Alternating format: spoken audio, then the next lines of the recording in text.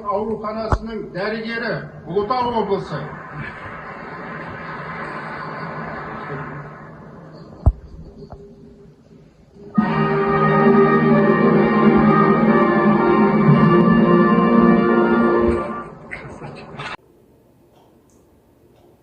Қайырлы күн, құрметті оқырмандар.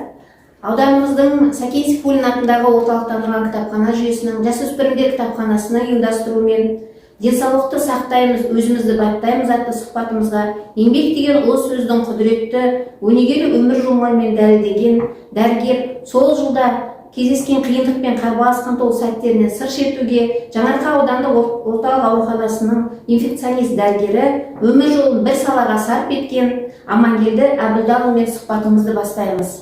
Амангелді аға, қош келдіңіз. Өмір жолыңыз туралы айтып кетсеңіз. Медицина институтына түстім. Педиатрия факультетіне соны 83 жылы бітіріп, педиатрым, негізі мен өзім негізі маманым педиатрия. Содан жаңағы олықта біз Жезқазған облысына қараймыз. 83 жылы интернатура деген болды бізде. Бір жыл екінші қалалық ауруханада Жезқазғанда интернатура өтті.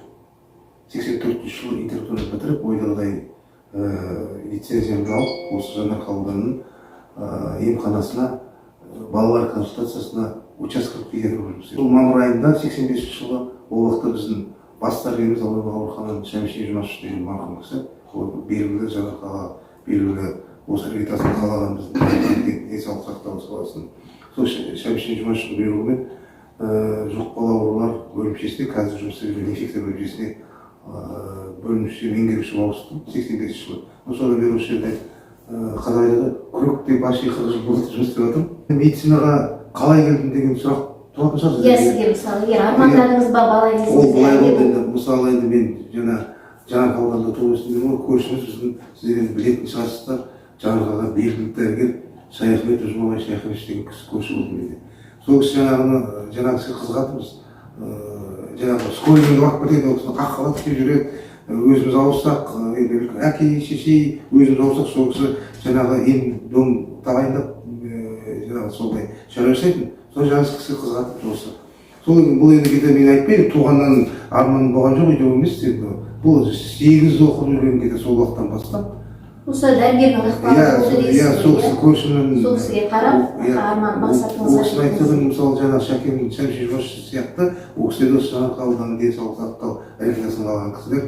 Ертеде бұлар 50 жыл, өткен ғасырдың 50 жылдың аяғынан 60 жылдың басынан бастап осы Жаңаарқаның денсаулық сақтау іргесін қалған кісілер іргетасын. Сол кісілерге қарап енді армандадық. Сол 10 класстан кейін сол осы медицинға түсіп.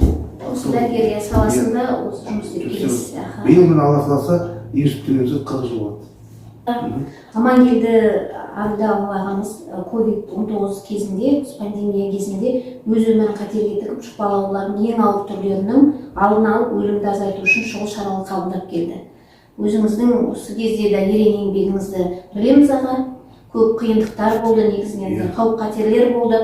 Соған қарамастан ағамыз осы инфекционный жаңағы бөліміндегі барлық жаңағы ауруларды мейлінше емдеуге тырысып, сол кісілерге көмек созды. Өзі көп ауданымызда жаңағындай сол кезеңде рахмет айтқан кісілер болды, ризашылығын білдіріп отырған кісілер болды. Қалай болды осы пандемия енді қазір жалғасуда ма?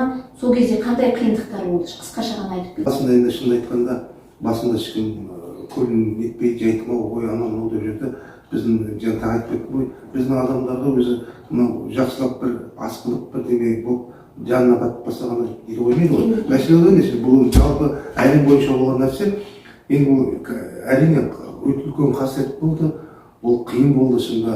Бұл енді басталды, март айында басталды, наурыз айында, бірақ біздің осы ауданның орталығына бұл науқастың тез таралу уақыты июнь айы, маусым айының аяғы мен июль айының басында қырғын подъем болды, көтеріліп кетті ауру. Ол уақытта енді шын айтқанда даже протокол лечения емдеудің протоколы болған жоқ қой. Бұл өзі бұрын белгісіз ауру болды ғой, былайша айтқанда.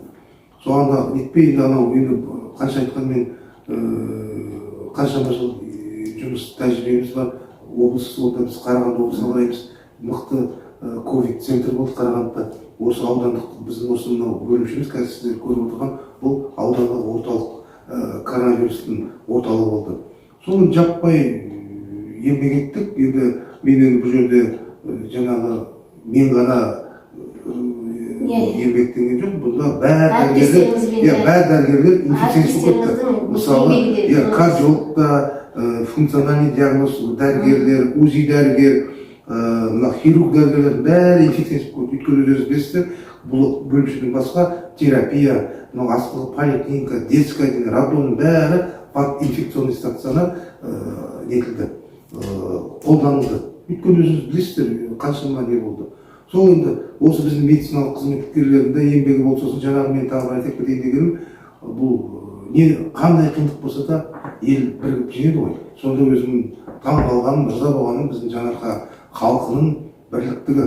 Мысалы, өзіміздің кәсіпкер жігіттер, бар жігіттер дейді ғой. Солар сыртта алмай жаңағы кислородный аппараттарды, кислородный баллондарды, сосын жаңағы концентратор дейді, солардың бәрін өздерінің ақшаларын жинап, финанс бөліп өздері осы ауданға құйды. Жаңағы қой сойып әкеп беріп атты, ол уақытта шықты ғой, мынау қой бетін жеу керек, қымыз ішіп, соның бәрін біздің жаңағы жігіттері, жаңағы дегеніміз киелі жер ғой, біздің жігіттерді өзі рахмет, кәсіпкерлер, жеке кәсіпкерлер. Соның ішінде мынау Жарқын деген жігіт бар, фамилиясын білмедім, Тойынбаев Серік, осы айтайын дегенім, осы екі жігіт, тағы басқа жігіттер, Рабани бар, мынау Жұмағалилар, жаңағы көп жігіттер жаңағы өз көмектерін көрсетті. Тағы бір сұрағымыз, жастарымызға дәрігер мамандығын таңдайтын жастарымыз келеді. Басқа қандай өзіңіз не берер едіңіз? Мінезі қандай болу? Енді бар ғой, бұл дәрігер мамандығы деген бар ғой, енді мысалы өзім ойлаймын. Қандай қасиет керек? Бәріміз аспаннан түскен жоқпыз ғой. Бәріміз бала болдық, армандық. Бұл негізі дәрігер болмаған адам, ол негізі бел шешім қабылдайтын адам ғой. Бұл уже бұған келгеннен кейін енді мен осылай случайный адам болмайды, кездейсоқ келген адам болмайды бұл неге. Бұл действительно шын өзін адам бар ғой, өзін жаңағы өмір бақи осыған еңбек етемін деп білу керек. Мен енді сіздерге айтайын, біз студентпен оқып жүргенде бізде бір цикл болды, младший детство деген. Сонда жаңағы ол уақытта бізде мединститутта еврейлер университеті көп соқты. Ссыльнийлар ғой, жиырма болып кеткен солар. Сол жаңағы Әлисінде Аршинова, Галина Степанова деген доцент болды. Сонда жақсы айтатын. Сонда 5 жыл соқтаймыз. Уважаемый доктора дейді, біз әлі 2 жыл бар ғой, сөйтіп сөйлейтін. Если сендер дейді, мен қазір сендер дейді, мынау балаларыңды дейді, мынау пациенттерді өз балаларыңды қарамасаңдар дейді, или үлкен адам келсе өз әке-шешеңе қарамасаңдар, онда сендер дейді, мынау не болмайды дейді, мейірімділік болмайды, дәрігерлік қасиет болмайды дейді. Онда шынымен адам призвание ғой, қалай айтсам екен. Өзінің бір қасиеті болу керек. Қасиеті болу керек, жаңағы шынында жаңағы осы дәрігерлік мамандыққа беріліп келген фанатик болу керек. Бір сұрақ, біз енді бұл жоба іс-шарамыз парасаттылық жобасы аясында болып отырғандықтан, сіз өзіңіз парасаттылық, адамдық дегенді қалай түсінесіз? Дәрігер болсын, әскери адам болсын, адамгершілік болу керек қой. Ол өзі жоғары деңгейдегі не болу керек, адам болу керек, ойы таза болу керек, шын пейіл таза болу керек. Егер адамның қасиетті жоғары неде болса, ол қай саланың адам болса да өз жұмысынан дұрыс нете алады. Нәтиже таба алмайды дейсіз ғой. Ең алғашқы оқыған кітабыңыз қандай? Ең алғашқы оқыған кітап енді мен орысша оқыдым ғой. Даже не помню, енді бір есімде қалған кітап «Падение большого Туркестана», даже помню. Тарихи кітап. Серік Шакибаев, по-моему. Үлкен Түркістан легионын күйреу деп ол несі қазақша мен орысшасын оқыдым.